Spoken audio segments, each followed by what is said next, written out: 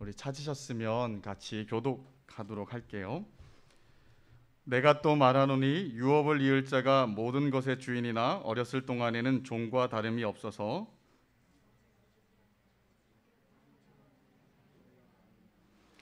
이와 같이 우리도 어렸을 때 이 세상의 초등 학문 아래에 있어서 종 노릇하였더니 때가 차매 하나님이 그 아들을 보내사 여자에게서 나게 하시고 율법 아래에 나게 하신 것은 율법 아래에 있는 자들을 속량하시고 우리로 아들의 명분을 얻게 하려 하심이라.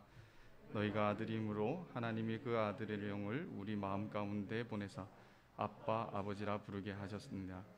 그러므로 내가 이후로는 종이 아니요 아들이니 아들이면 하나님으로 말미암아 유업을 받을 자니라.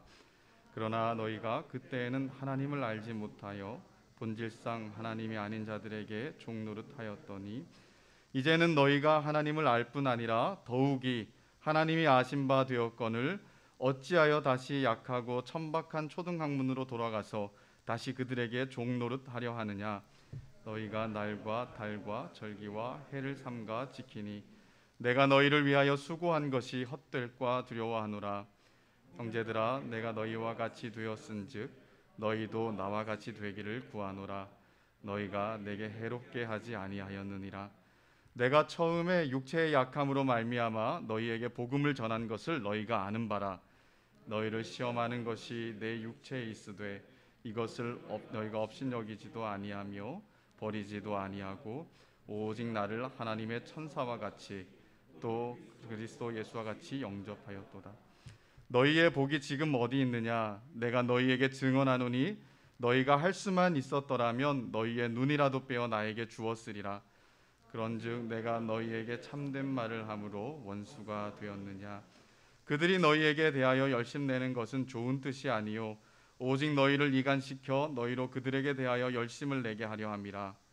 좋은 일에 대하여 열심으로 사모함을 받음은 내가 너희를 대하였을 뿐만 아니라 언제든지 좋은 나의 자녀들아 너희 속에 그리스도의 형상을 이루기까지 다시 너희를 위하여 해산하는 수고를 하노니 내가 이제라도 너희와 함께 있어 내 언성을 높이려 함은 너희에 대하여 의혹이 있음이니라.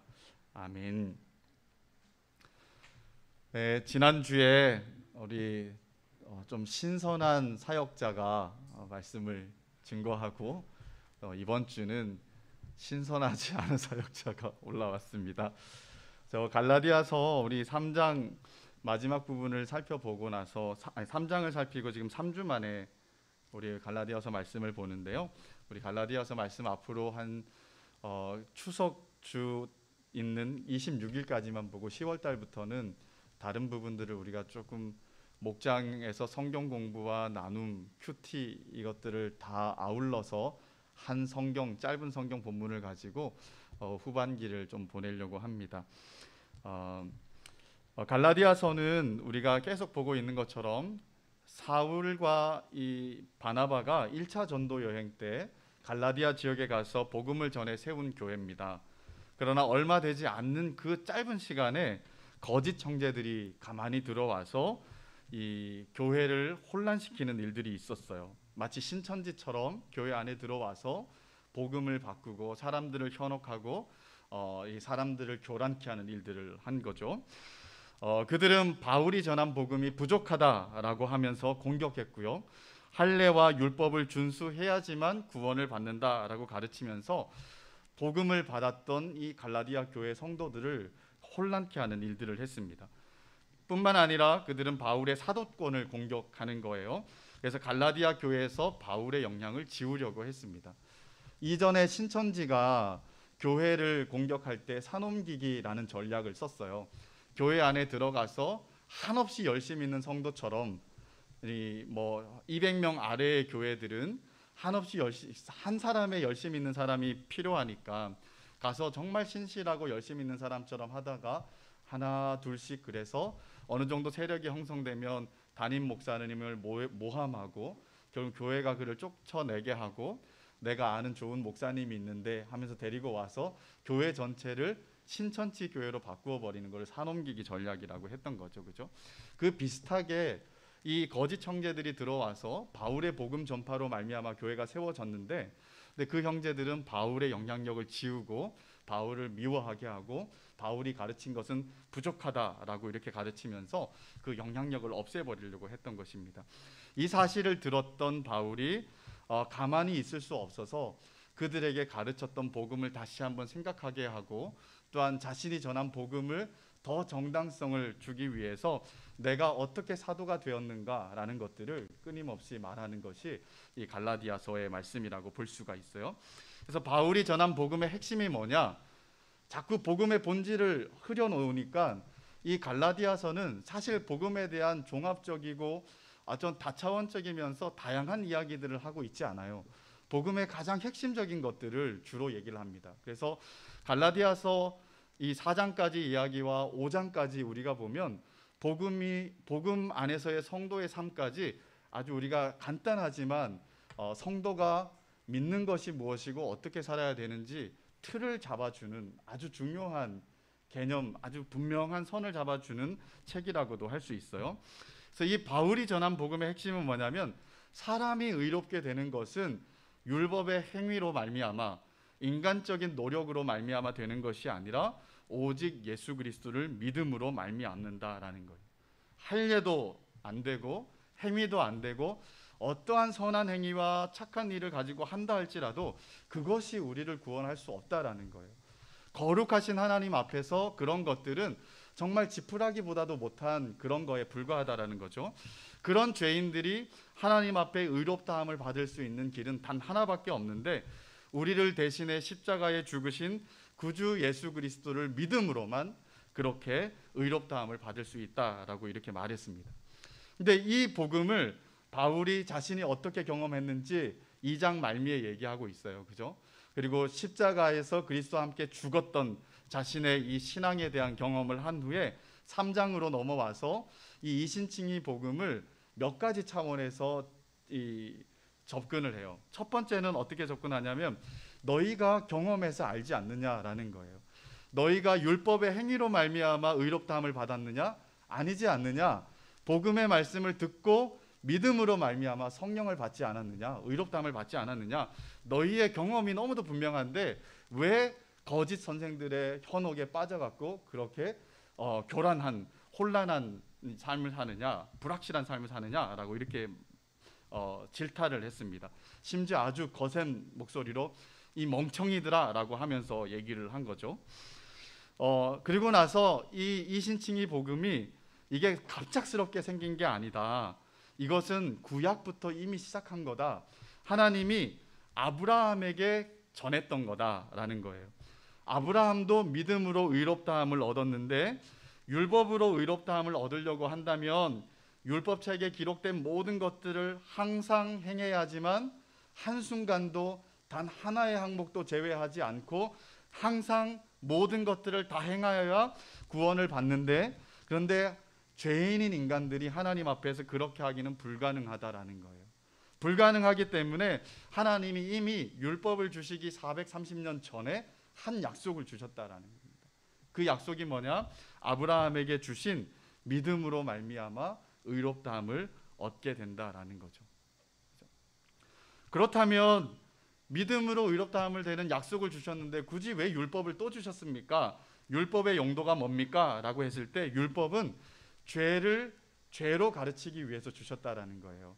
인간들이 불법을 행하면서 이게 죄인지 모르는 거예요. 그래서 하나님이 기준을 주신 거죠. 그게 죄고, 그리고 그렇게 행했을 때는 하나님께서 거기에 합당한 형벌과 진노와 심판을 내리는 것이 하나님의 공의의 법칙이다라는 것들을 알려주는 것이 율법이라는 거예요. 율법. 그래서 율법이 하는 일은 뭐냐면, 모든 사람들이 다 죄인이다.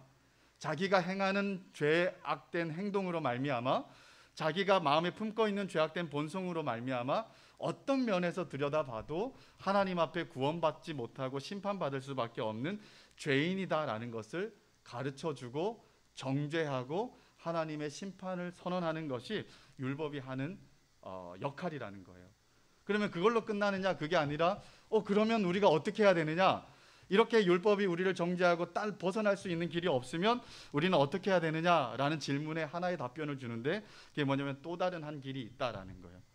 율법으로 구원받지 못하지만 진짜 구원받을 수 있는 다른 한 길이 있는데, 그게 바로 율법보다 430년 이전에 주셨던 아브라함에게 주셨던 믿음으로 의롭다함을 받는 그 약속이다라고 이제 얘기를 하는 거죠.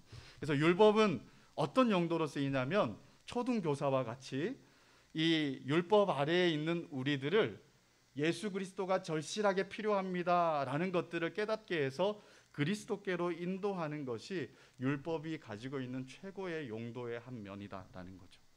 자, 이것이 우리가 지난주까지 8월 첫 주까지 살펴봤던 말씀입니다. 저도 이제 헷갈리네요. 8월 첫 주까지 살펴본 말씀이고요. 오늘은 그 뒤에 말씀을 보려고 그래요. 갈라디아서 3장 23절하고 29절까지 말씀 우리가 읽지는 않았는데, 그 3장 23절에서 29절과 4장 1절에서 11절은 비슷한 이야기를 담고 있어요. 똑같은 이야기를 두 가지로 담고 있는데, 바로 이 약속, 율법이 아니라 이 약속, 이 신칭의 복음, 믿음으로 의롭다함을 얻는 이것이, 이 믿음이 가지고 오는 중요하고 엄청난 결과가 뭐냐라는 거예요. 그래서 그 결과 두 가지를 우리에게 선언해 주는 것을 볼 수 있습니다. 먼저 3장 26절부터 한번 여러분 눈으로 한번 봐주세요. 3장 26절에서 29절 말씀을 보면요, 너희는 다 믿음으로 말미암아 그리스도 예수 안에서 하나님의 아들이 되었으니 누구든지 그리스도와 합하기 위하여 세례를 받은 자는 그리스도로 옷 입었느니라. 너희는 유대인이나 헬라인이나 종이나 자유인이나 남자나 여자나 다 그리스도 예수 안에서 하나이니라. 너희가 그리스도의 것이면 곧 아브라함의 자손이요 약속대로 유업을 이을 자니라. 아멘. 자, 바울은 믿음이 가지고 온 두 가지 결과를 얘기해 주고 있어요. 그 두 가지 결과가, 첫 번째는 하나님의 아들이 되었다라는 거예요. 믿음으로 말미암아 예수 안에서 하나님의 아들이 되었다. 자, 아들이 되었기 때문에 마지막에 보면 그리스도 예수 안에서 약속대로 유업을 이을 자가 되었다, 상속자가 되었다라는 거죠. 짧게 말하면 이 믿음이 가지고 온 두 가지 결과, 하나는 아들이 되었고 또 하나는 상속자가 되었다라는 것입니다. 근데 어떤 자들에게 아들과 상속자가 되는 일들이 있느냐 했을 때, 누구든지 그리스도와 합하기 위하여 세례를 받은 자는 그리스도로 옷 입었다. 그리스도를 믿고 그리스도를 옷 입고 그리스도와 연합한 사람, 이런 사람이 바로 이 두 가지 결과, 믿음으로 두 가지 결과를 받게 되었다라는 거죠. 그리고 이 그리스도로 옷 입은 사람은 결과적으로 유대인이든지 헬라인이든지 종이든지 자유인이든지 남자든지 여자든지 전혀 차별이 없이 모든 사람에게 오직 예수 그리스도라는 하나의 조건으로 적용되는 것이 바로 복음이 가지고 오는 위대함이다, 결과다라고 이렇게 말하는 거예요. 자, 4장 1절에서 7절까지 말씀도 한번 볼게요. 4장 1절에서 7절 말씀도 지금 금방 읽었던 본문하고 비슷합니다. 내가 또 말하노니 유업을 이을 자가 모든 것의 주인이나 어렸을 동안에는 종과 다름이 없어서 그 아버지가 정한 때까지 후견인과 청지기 아래에 있나니, 이와 같이 우리도 어렸을 때에 이 세상의 초등학문 아래에 있어서 종노릇하였더니 때가 참에 하나님이 그 아들을 보내사 여자에게서 나게 하시고, 율법 아래 나게 하신 것은 율법 아래 있는 자들을 속량하시고 우리로 아들의 명분을 얻게 하려 하심이라. 너희가 아들임으로 하나님이 그 아들의 영을 우리 마음 가운데 보내사 아빠 아버지라 부르게 하셨느니라. 그러므로 내가 이후로는 종이 아니요 아들이니 아들이면 하나님으로 말미암아 유업을 받을 자니라 라고 말합니다. 자, 똑같은 이야기를 또 한 번 하는 거예요. 그죠? 근데 앞에서는 초등교사를 들어서 예를 들었다 그러면, 이 4장에서는 후견인 제도를 가지고 예를 들고 있습니다. 로마 시대 때는 후견인 제도가 있었어요. 지위가 있고 재력이 있는 아주 쟁쟁한 로마 시민 같은 경우에, 로마가 워낙 이 전쟁으로 나라를 확장해 갔던 나라잖아요. 그래서 포로로 잡혀오고 종이 되었던 사람들 중에서 타 나라에 학식이 뛰어났던 사람이나 또한 용맹했던 장군 같은 사람들도 분명히 있었을 거예요. 그죠? 그런 사람들에게 자녀를 맡기는 겁니다. 내 자녀를 가르쳐라. 그런데 언제까지 이렇게 이제 기한을 주는 거예요. 그러면 그 기한 동안은 이 사람이 그 종이 이 아들의 스승으로서 그를 가르치는데 스승이 종을 가르치는데 너무 빌빌거리면서 하면 안 되잖아요. 그래서 지위를 주는 겁니다. 그래서 마치 이 아들이 종인 것처럼 그를 철저하게 가르치지만 정한 때가 되면 어떤 일이 벌어지냐면 이 상속권을 인정받고 이어받는 사람이기 때문에 그 위치가 뒤바뀌게 되어진다라는 거죠.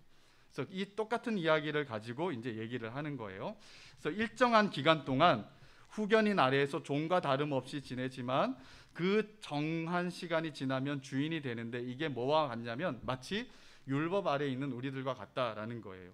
율법 아래에 있는 약속의 자손들은 어느 정한 시간까지는 율법 아래 종처럼 있지만 그 정한 시간이 끝나면 종이 아니라 아들과 후사의 이 상속자의 지위를 회복하게 된다라는 거죠. 그 정한 시간이 언제인가? 4절입니다.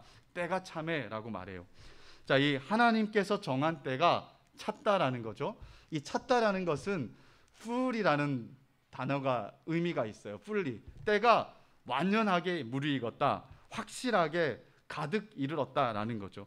이 때가 가득 채워졌을 때 하나님께서 하신 일이 있습니다. 그 하신 일이 뭐냐면 4절과 7절에 보면 한 가지 동사를 두 번 쓰는 게 보여요.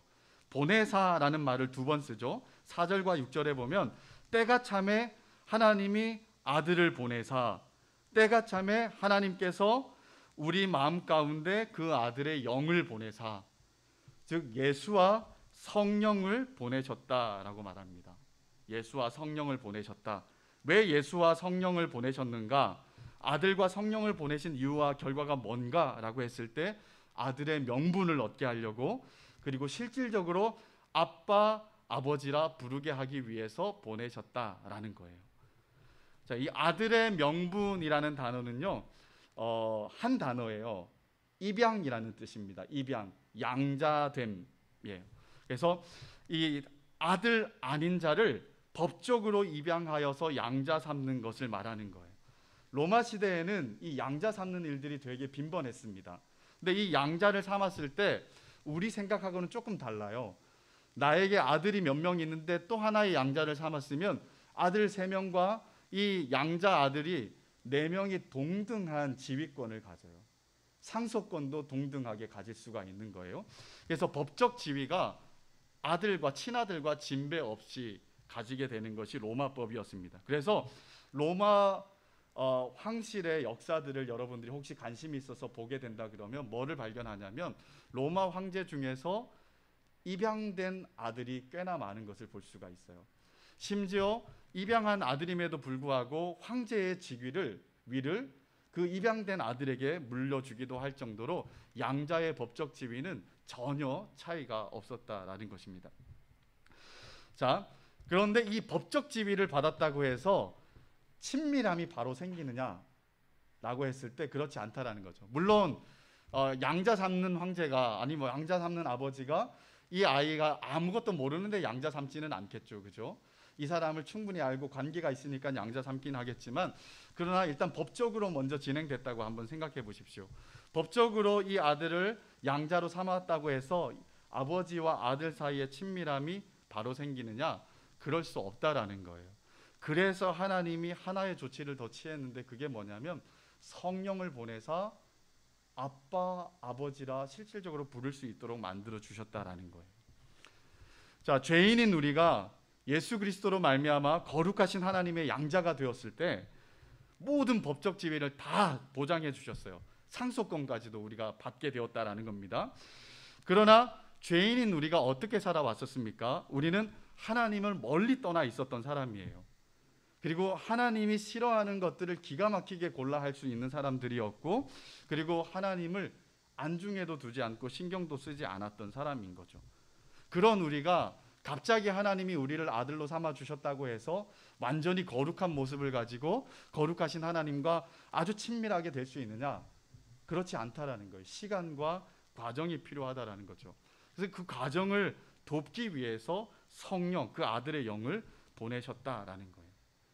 하나님 없이 살아온 시절이 너무 오랬기에 그리고 거룩하신 하나님 앞에서 하나님 존전해서 살아간다라는 것이 우리한테는 어색하기 짝이 없기 때문에 그 일들을 돕기 위해 성령을 보내셨다라는 거죠. 제가 이제 유튜브에 무슨 비디오 클립을 하나 봤어요.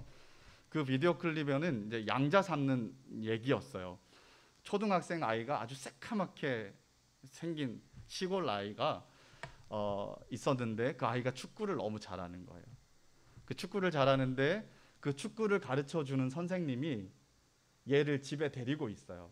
데리고 있는데 왜 데리고 있냐면 이 아이는 할머니랑 같이 사는 아이인데 할머니가 이 아이를 뒷바라지 할 수 없기 때문에 그 선생님이 자기 집에 데리고 와서 있는 거예요. 근데 이 아이가 축구를 해도 너무 잘하는 거예요. 그래서 이 아이를 축구 선수로 만들고 싶은데 가정에서 못하니까 이 부부가 우리가 양자를 삼는 게 어떻겠냐 해서 두 부부는 합의를 하고 아이와 그 가정에 상처를 줄까봐 되게 조심스럽게 이 일을 진행을 한 거예요. 진행을 하는데 그 할머니도 오케이 하고 이 아이도 그걸 되게 내심 좋아했어요. 그래서 법적으로 이 아들 되는 것을 했는데 이 아이에게 물었어요.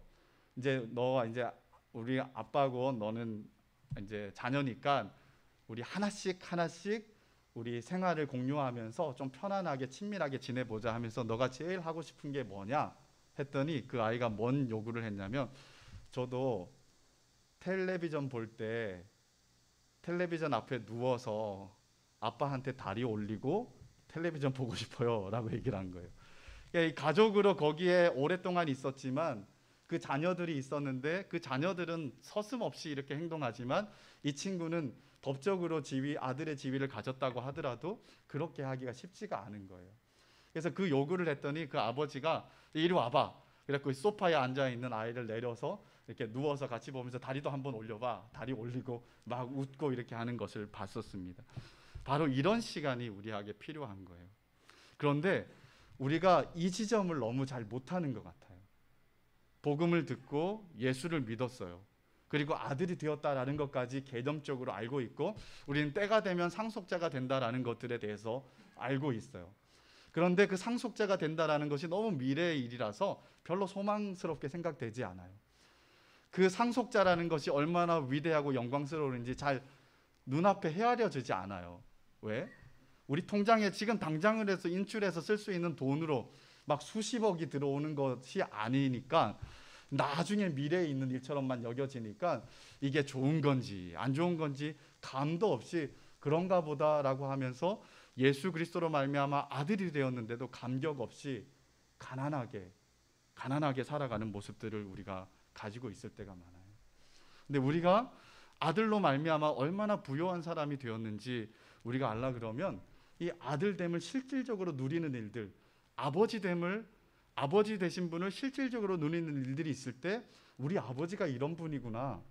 그리고 이 아버지가 얼마나 친밀한 분이신지, 얼마나 부요하신 분이신지, 얼마나 위대한 분이신지, 얼마나 굉장한 분이신지, 능력 있는 분이신지 우리가 실생활을 통하여서 경험해 나아갈 때 아들됨의 영광이 누려지는 거고 아들됨의 지위가 얼마나 놀라운지 우리가 깨달아 알아가는 거죠. 그런데 우리는 어디에서 멈췄냐면 예수를 믿고 아들 되었다. 여기서 멈췄어요.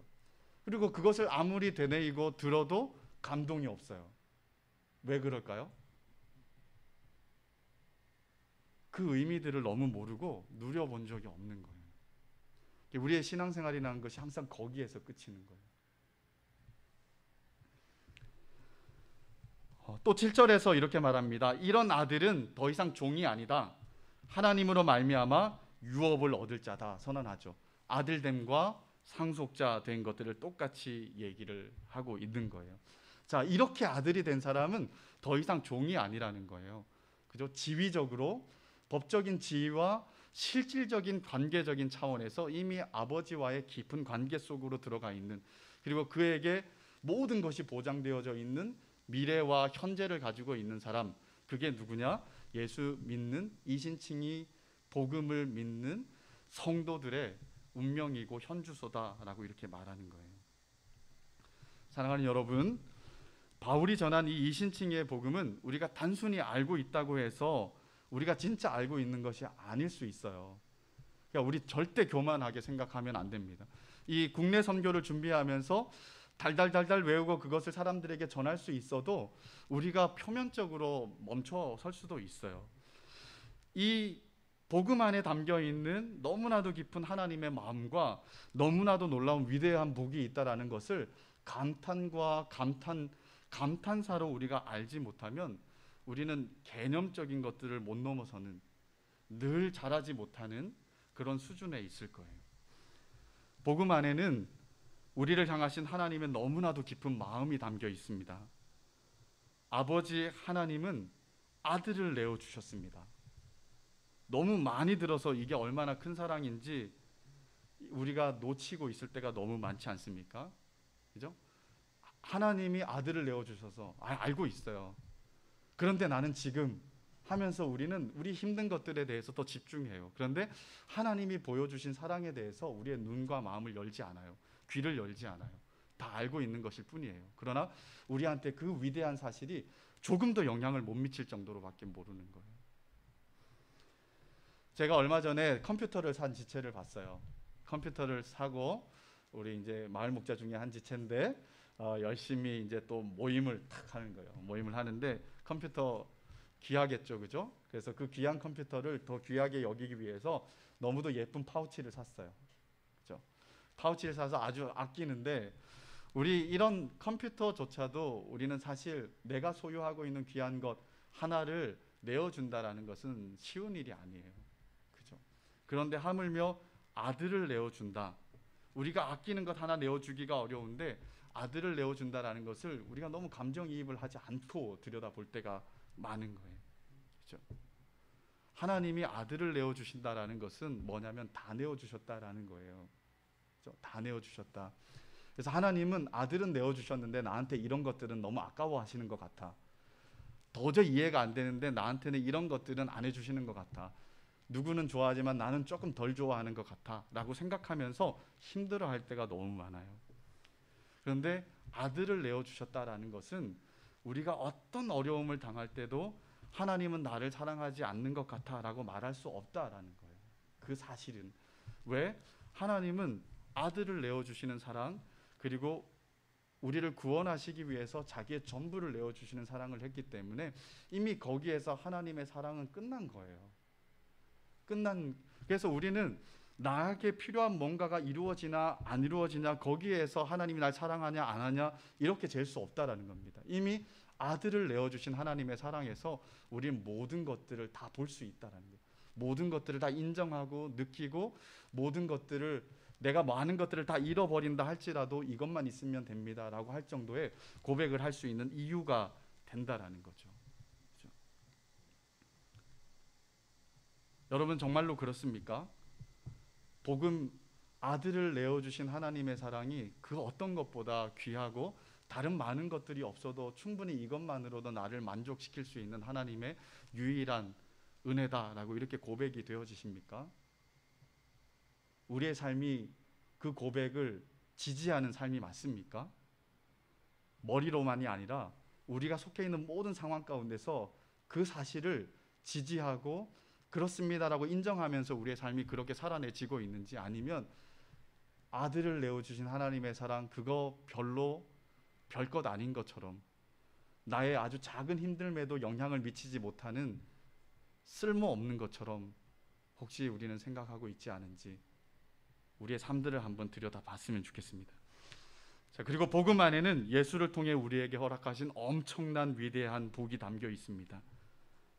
그게 뭡니까? 심판이 마땅하고 저주가 마땅한 불경건하면서 원수인 우리를 예수 공로로 말미암아서 하나님이 아들이 되게 하셨다.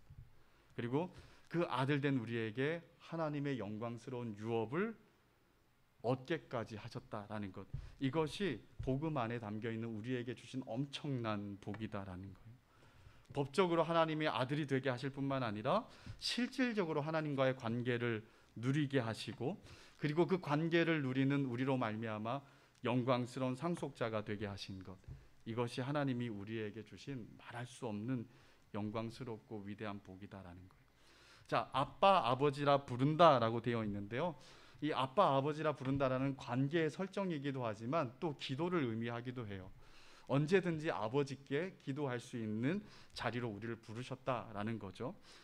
자기 욕심을 이루는 기도를 이룰 수 있는 어떤 기회를 주었다라고 말하는 건 아닙니다. 우리가 기도한다고 했을 때 잘못된 기도를 할 수도 있겠죠, 그죠? 그러나 하나님께서 자녀들이 절박한 가운데 하나님을 철저하게 의뢰하면서 부르짖는 기도를 외면할 것인가? 저는 그렇게 하지 않는다라고 생각을 합니다. 그래서 하나님은 그걸 들어주는 것이 우리에게 유익일지 아닐지 이건 하나님의 판단에 달려 있지만, 그러나 절박한 가운데 부르짖는 그 기도를 하나님은 외면하지 않고 들어주시는, 왜? 우리의 아빠 아버지니까. 그래서 실질적으로 기도 가운데 삶의 많은 상황 가운데 우리로 하여금 하나님을 누릴 수 있는 그런 시간들을 그런 자격들을 우리에게 주셨다라는 거죠. 사랑하는 여러분, 여러분들은 누구를 만나면 영광스럽게 생각이 될까요? 누구를 만나면? 화 목사님 만나고 온 지체들이 지금 있는데 결혼한다고 화 목사님 만나면 영광스러운 마음이 들까요? 기쁘고 행복할까요? 그러죠. 저는 되게 행복했었어요. 그럼 또 누구를 만나면 행복할까요? 예전에 어떤 교회 사역할 때 그 기름 유출 사고가 있어서 3박 4일 봉사활동하러 간 적이 있어요. 청년 1부, 2부 지체들을 데리고. 그런데 한 중등부 아이가 누나가 청년 1부에 둘이 있고 아빠가 청년 1부 부장 집사님이었기 때문에 할 수 없이 끌려온 애가 있었어요. 남자아이인데 제가 중등부를 하다 청년부를 맡았기 때문에 제 옆에 앉아 계속 쫑알쫑알 거리는 거예요. 나는 왜 가는지 모르겠다 그러면서 막 계속해서 나한테 불평을 하는데 어느 휴게소에 내렸어요. 그래서 내가 마음을 달래려고 소세지 하나 사줄게. 그래서 데려가고 이제 사주고 이렇게 오는데 누가 있었냐면 강호동이가 있었어요. 1박 2일 그거 촬영하는 게 있었는데 얘가 그게 너무 신이 난 거예요. 그걸 보더니 버스 옆에 앉아갖고 나한테 계속 저 오기를 너무 잘했어요. 오기를 너무 잘했어요. 그래서 3박 4일 내내 그러는 거예요. 3박 4일 내내 너무 잘 왔다라고 얘기를 하더라고요. 자, 여러분들은 누구를 만나면 이렇게 즐겁고 행복한 마음이 계속 될까요? 그런데 그 어떤 만남이라도 거룩하시며 온 땅의 주인이시고 또 한없이 자비로우신 아버지 하나님과의 이 관계를 능가하는 만남, 그리고 그 하나님과의 관계가 주는 친밀함과 기쁨과 행복감, 영광스러움을 능가하는 만남이 있을 수 있을까? 없겠죠. 그죠? 근데 우리는 답이 벌써 내가 끝내기도 전에 여러분 답을 했을 거예요. 그죠? 그런데 맞냐라는 거예요. 그 하나님과의 관계 속에 쑥 들어와 있는데 우리는 한없이 기쁘고 한없이 영광스럽고 한없이 행복하지 않고, 이래서 힘들고 저래서 어렵고 이래서 불만스럽고 저래서 원망이 가득하고, 하나님이 우리를 복음 안에 주신 너무 큰 복을 우리가 다 집어차고 살고 있는 것이 아닌가라는 생각이 들어요. 사랑하는 여러분 책망하려고 하는 얘기는 아니니까 그냥 너무 부담스럽게 듣지 말아주시고, 분위기가 너무 깔아앉은 것 같아갖고. 코로나로 인해서 우리가 좀 뭔지 모를 답답함을 가지고 있습니다. 그렇죠? 어려운 마음도 있고 또 게으른 마음도 있고 또 미루는 마음도 있고 막 여러 가지 마음 때문에 우리가 이 코로나를 지내오면서 1년 반이 지났는데 모르겠어요. 그래서 코로나 블루라는 말을 많이 쓰는데 저는 제가 의식적으로 코로나 블루에 걸려서 이런 생각 전혀 안 해요. 전혀 안 하는데 뭔가 모르게 영향을 받고 있는 것 같은 느낌도 사실 들어요. 그래서 우리는 참 약하구나. 가만히 있으면 어떤 나쁜 영향도 받을 수 있는 사람이구나. 그래서 의도적으로 조금 더 자기를 세우고 막 하려고 해야 되겠다라는 생각들을 해요. 그래서 안 하던 운동도 한번 해보고 그래요. 이렇게 이제 동료 목사님 꼬셔갖고 농구하러 가자. 그래서 농구하러 갔다 오고 막 그랬어요. 그러면서 이제 이런 생각들을 코로나 기간 동안 계속 해봤어요. 우리가 이래서 힘들고 저래서 힘든 일이 많은데 그래서 복음이 가져다 주는 너무 영광스러운 것들을 놓치고 있을 때가 많은데, 이게 옛날 성도들은 어떻게 지냈지? 라고 이렇게 뒤져봤어요. 그리고 우리가 잘 아는 사람들, 여러 사람들을 보게 됐는데요, 그냥 두 사람 생각 한번 해보면 좋을 것 같아요. 스데반이에요. 스데반은 돌을 맞는 현장에 있었어요. 돌을 맞는 현장에서 돌을 맞고 있었어요. 그죠? 돌을 맞고 있을 때 하늘이 열린 것을 봤어요. 하늘이 열리고 그 하나님 보좌 우편에 예수께서 서 계신 것을 봤어요. 그리고 그는 그렇게 기도하죠. 저들의 죄를 용서해 주십시오. 예수님처럼 기도를 하는 거예요. 그리고 내 영혼을 주님께 부탁합니다. 예수님처럼 기도를 하는 거예요. 나는 왜 돌에 맞고 있지? 나는 왜 지금 돌 맞고 이렇게 아프게 죽어가고 있지? 내가 세상에서 제일 불쌍한 사람 같아. 내가 세상에서 제일 어려운 사람 같아. 라고 이런 어떤 자기 연민에 빠져든 것이 아니라, 그 고통의 현장에서 그 눈앞에 열린 게 뭐였냐면 하늘 문이 열리고 예수가 보였다라는 거예요. 그리고 하나님이 가져다 주신, 예수를 통해 가져다 주신 말할 수 없는 복과 감격들을 누리면서 죽어갔다라는 거예요. 바울을 한번 생각해 보세요. 복음을 전하다가 감옥에 갇혔습니다. 그리고 그 안에서 찬양했어요. 내가 이렇게 좋은 일을 하다가 있었는데 하나님 어떻게 이럴 수가 있습니까?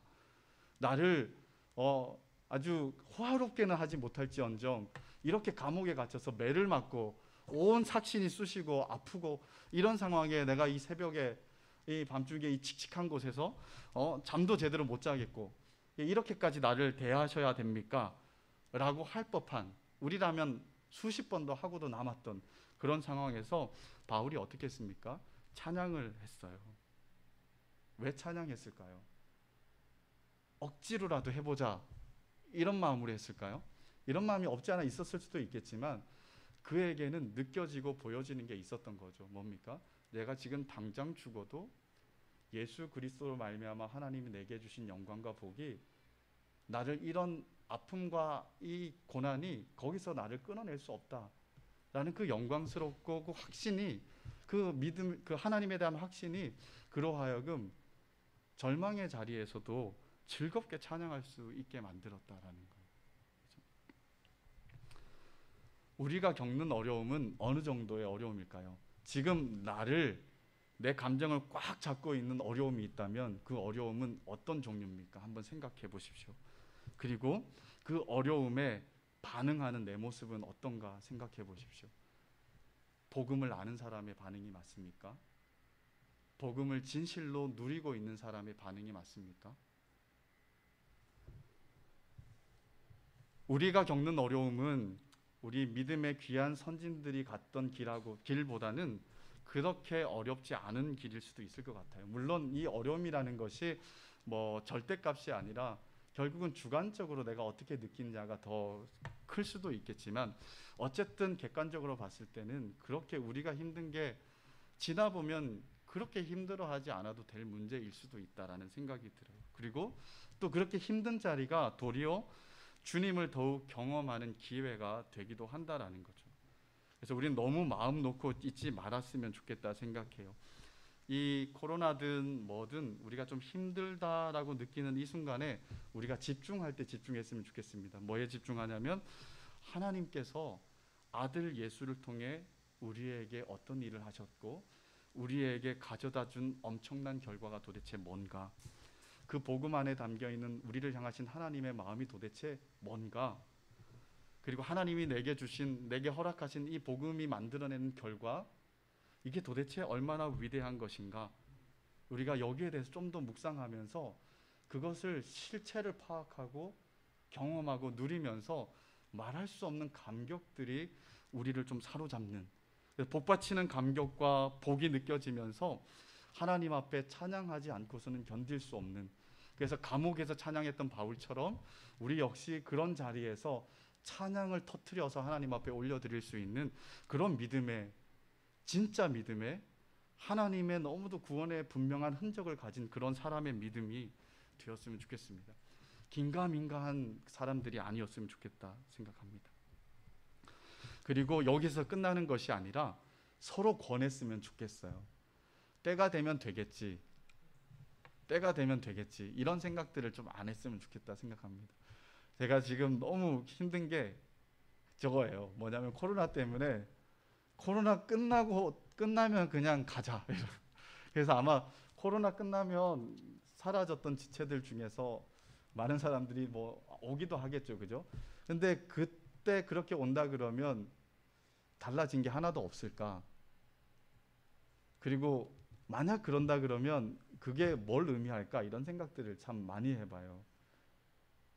어려울 때일수록 도리어 하나님을 의지하면서 하나님을 경험하는 것이 신자인데, 이런 때니까 귀찮고 이러니까 다 미루고 때가 되면 그냥 하나님 찾지 그랬을 때, 그 사람이 때가 됐을 때 진짜 하나님을 찾을 수 있을까? 이런 불안함이 있어요.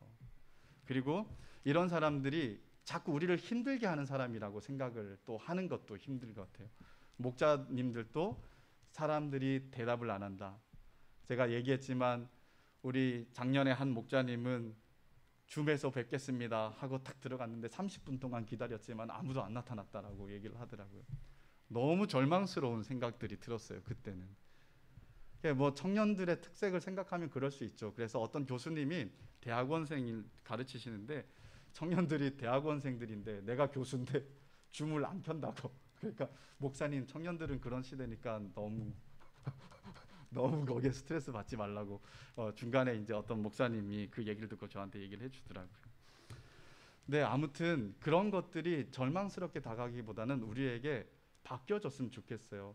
하나님 안에서의 복음과 복음의 감격들을 알고 이 주체할 수 없는 감격 때문에 우리가 사랑으로 전할 수밖에 없는, 야, 우리 그렇게 하지 말고 우리 좀 이렇게 같이 해보자.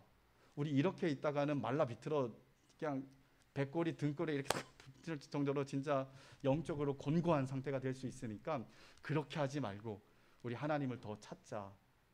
그리고 우리가 할 수만 있다면 모이기를 피하는 사람들과처럼 하지 말고 모이기를 힘쓰면서 두 서너 사람이 내 이름으로 모인 곳에 내가 너희와 함께 하겠다는 그 예수 그리스도의 약속들이 신실하게 지켜질 뿐만 아니라 그 안에서 하나님이 부어주시는 복들을 우리 함께 한번 좀 경험하고 누려보자.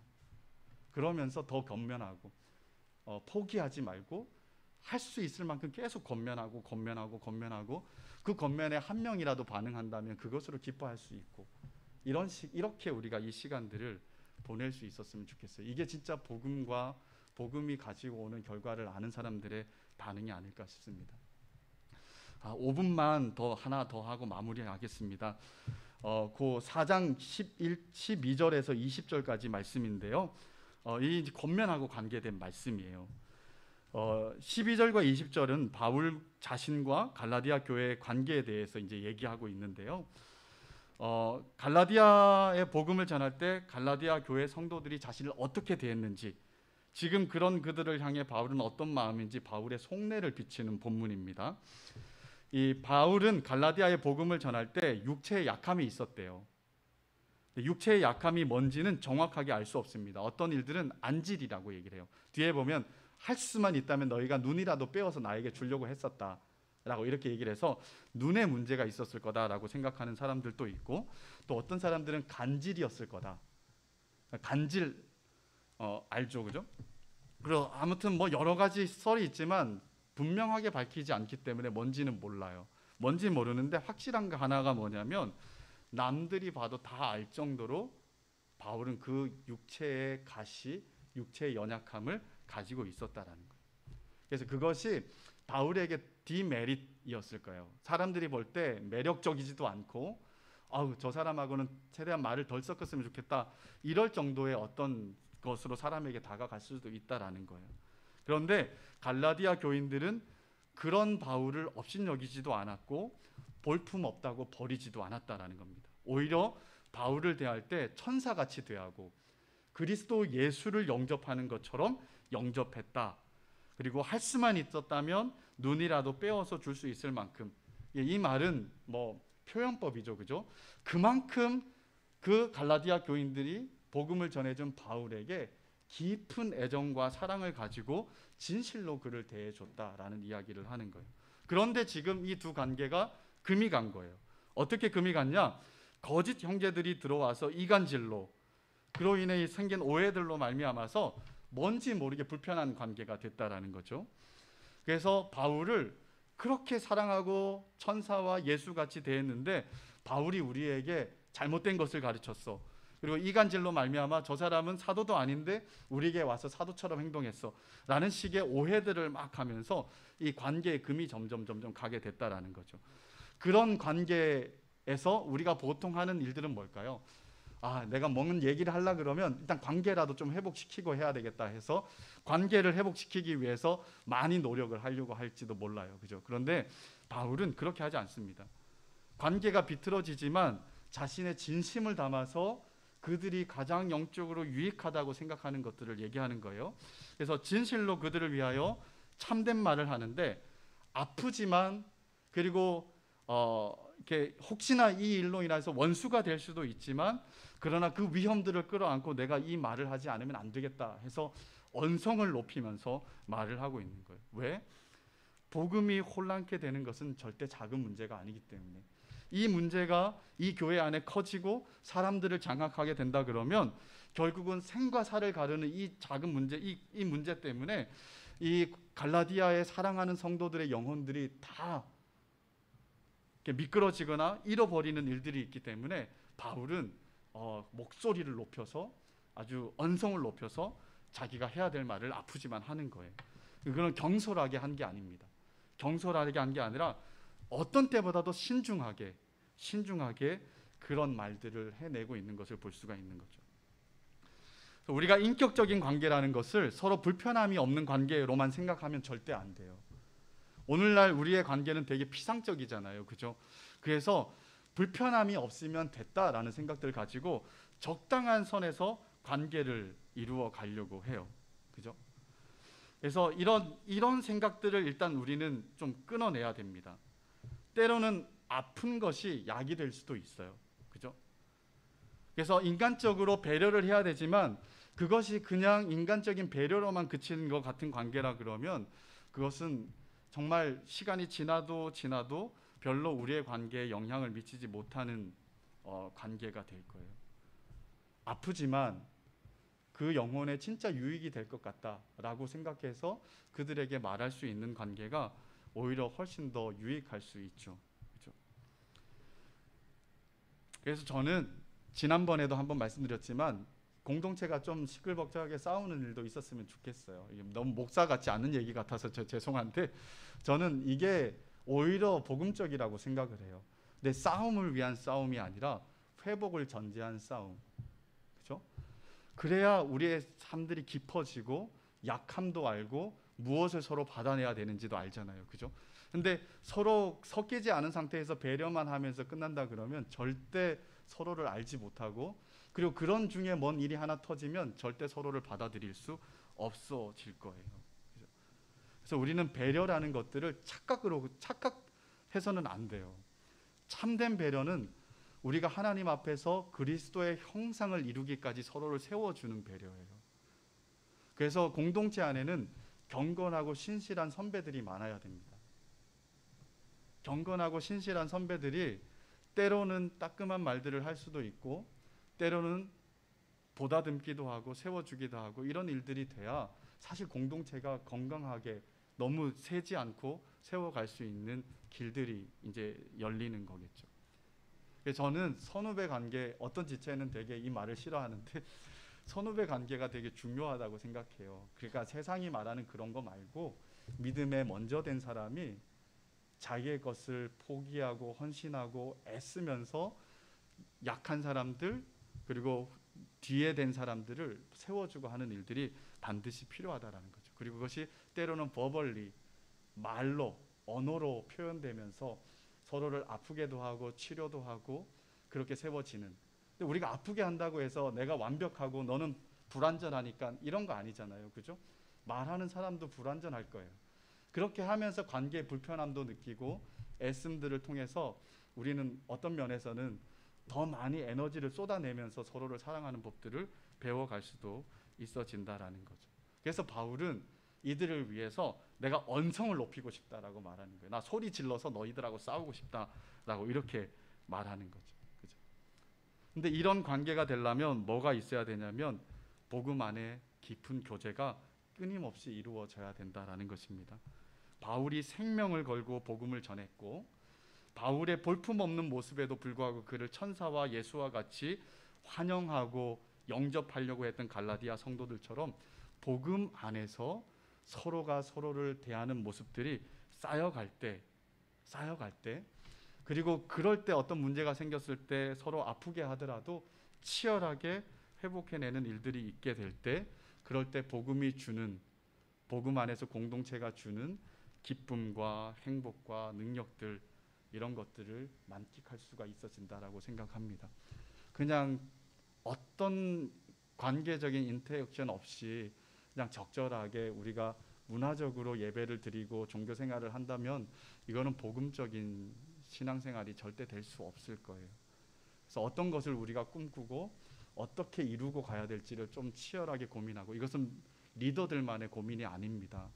하나님이 우리 모든 한 몸 한 몸 이룬 모든 성도들에게 다 주신 고민이에요. 그래서 같이 고민하면서 우리가 복음에 둘도 없는 그런 동지로, 또 동력자로 그렇게 세워져 가는 청년 이브 공동체, 그러면 내 인생 가운데서 참 믿음의 귀한 일들이 하나님께서 많이 이루어 주셨던 그런 때, 그런 사람들, 그런 공동체였다라고 싶을 정도로 기억되는 그런 공동체가 되도록 우리 좀 마음을 합하고 힘을 합하고 또 사모함도 합해서 이렇게 하나님이 기뻐하실 만하고 우리에게도 참 기쁨이 되는 그런 공동체와 동력자로 한 사람 한 사람 다 세워져 가는 저와 여러분들이 되시기를 주님의 이름으로 축복드립니다. 우리 같이 한번 찬양할게요. 아바 아버지 찬양하겠습니다. 하나님께서 복음 안에서 우리에게 주신 복들 생각했으면 좋겠어요. 우리를 아들의 명분을 얻고 아빠 아버지라 부르게 하셨다. 그리고 우리를 도우시고 내 마음을 고치시고 볼 수 없는 상처까지 다 만지시면서 우리의 참된 아버지로서 우리 가운데 역할하시고 또 우리와 이 소통하기를 원하시는 주님을 좀 만끽하고 경험하는 우리의 삶이 되기를 소망하면서 찬양했으면 좋겠습니다. 아바 아버지,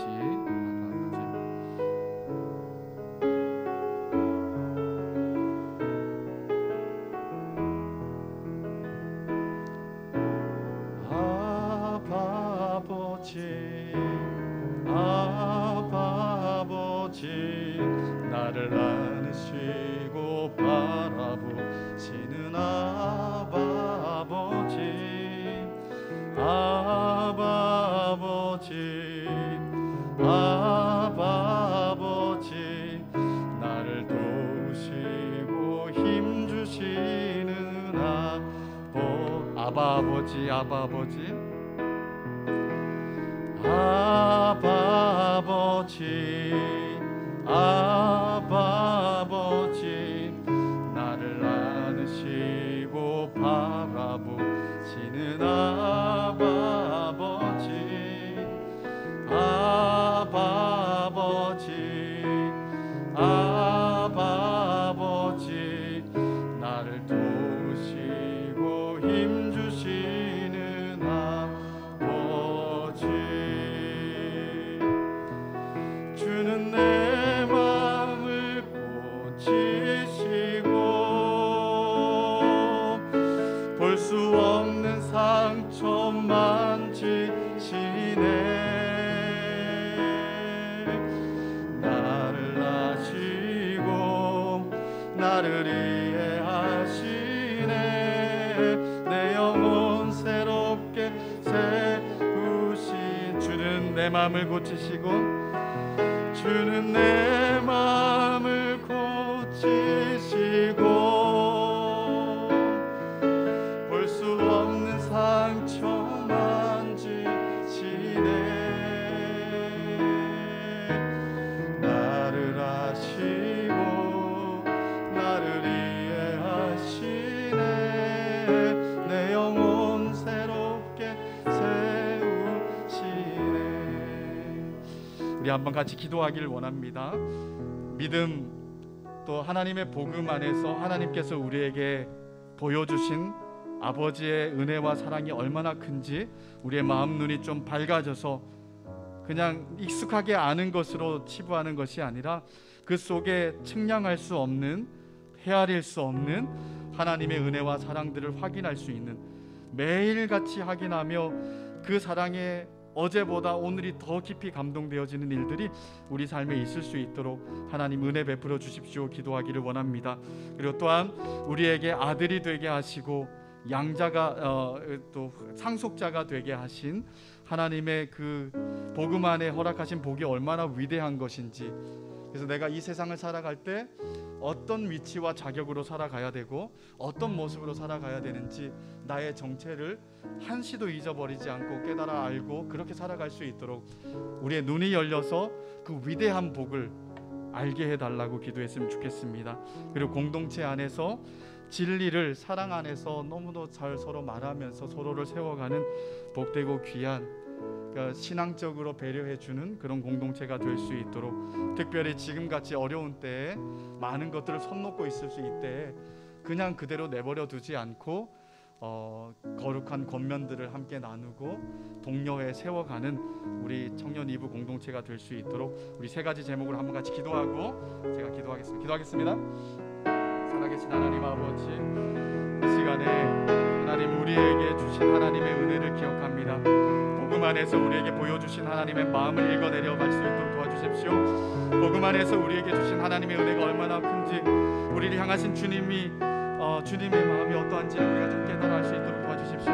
아들을 내어주신 하나님의 마음과 아들을 내어주신 하나님의 사랑이 하나님 다른 어떤 것과도 비교할 수 없을 만큼 그것만으로 충분하다라고 고백하면서 하나님 앞에 그 한 사실 때문에, 그 한 가지 은혜 때문에 주님 앞에 나아가 정말 감동하고 감격된 마음으로 하나님 찬양할 수 있는 저희를 되게 해주십시오. 하나님, 그러기 위해서 우리의 마음 눈을 늘 밝히 열어주셔서 정말 복음을 들여다보면 볼수록 우리를 향하신 주님의 마음이 깊이 깨달아지는 우리들의 삶이 되게 해주시기 바랍니다. 하나님 또한 우리에게 주신 하나님 이 지위가 얼마나 놀라운지를 알게 해주십시오. 믿음이 가져온 결과, 복음이 가져온 결과 우리로 하여금 하나님의 아들이 되게 하고 실제로 아빠 아버지라 부르고 하시고 또한 실제로 주님 우리에게 상속권을 허락하신 것들을 기억하게 해주십시오.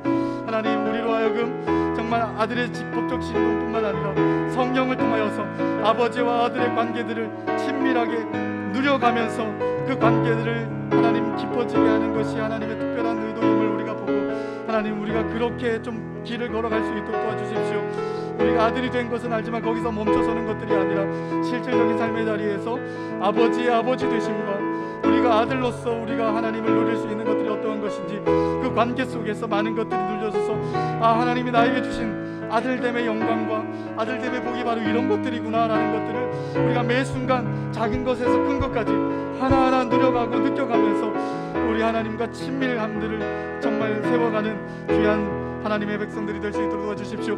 하나님, 또한 우리 공동체가 바울과 갈라디아 교회처럼 그렇게 진리를 사랑 안에서 서로 말할 수 있는 관계가 되게 해주시기를 원합니다. 하나님, 감정적으로 모든 것들을 받는 것들이 아니라 우리가 서로를 더 많이 생각하고 서로를 주님 아버지 믿음 안에서 하나님 안에서 생각하면서 할 수 있는 말들을 할 수 있는 용기를 주십시오. 그리고 두려워하지 않고 하나님 정말 말하되 정말 아프게만 하는 것들이 아니라 영혼들을 살리는 말들을, 영혼들을 세우는 말들을 함께 해가면서 함께 지어져 가는 것들이 어떤 것인지 우리가 경험하고 살아갈 수 있는 특별히 코로나 시기가 될 수 있도록 도와주십시오. 사랑의 하나님, 감사합니다. 우리를 향하여서 아들을 내어주신 하나님의 말할 수 없는 사랑들 허락해 주셔서 감사합니다. 우리가 이 사실들을 머리와 표면적으로만 알지 않도록 도와주십시오. 아들을 내어주신 하나님의 사랑이 얼마나 크고 놀라운 것인지 매 순간 묵상하고 되뇌이면 되뇌일수록 주님의 사랑이 한없이 크게 느껴지고 측량할 수 없고 셀 수 없을 만큼 정말 다음 없을 만큼 크다라는 사실들을 좀 그 사랑에 압도되어서 고백할 수 있는 저희들이 되게 해주시기를 원합니다. 또한 우리를 아들 되게 하시고 상속자 되게 하신 주님의 이 복이 얼마나 큰 복인지, 그리고 이것이 우리의 실질적인 삶에 어떤 영향을 미치는지 하나님, 별개의 삶들을 살아가는 것이 아니라 정말 영향하에 있는 삶이 될 수 있도록 도와주십시오. 또한 성령 안에서 친밀한 아들됨을 누려갈 수 있도록 매 순간 하나님께 부르짖고 아빠 아버지라 부르고 또한 하나님께 기도하고 하나님을 더 친밀하게 느껴가면서 그렇게 하나님과의 이 관계들을 아름답게 세워가면서 하나님이 주신 복이 어떤 것인지 몸으로 경험해가는 저희들 되게 해주시기를 간절히 소망합니다. 사랑의 하나님, 코로나 때문에 참 많은 것들이 스탑하고 또 무너지고 하는 부분들을 봅니다. 예배와 또한 우리의 신실함과 우리의 믿음들이 참 큰 도전에 직면해 있는 것들을 우리가 느낍니다.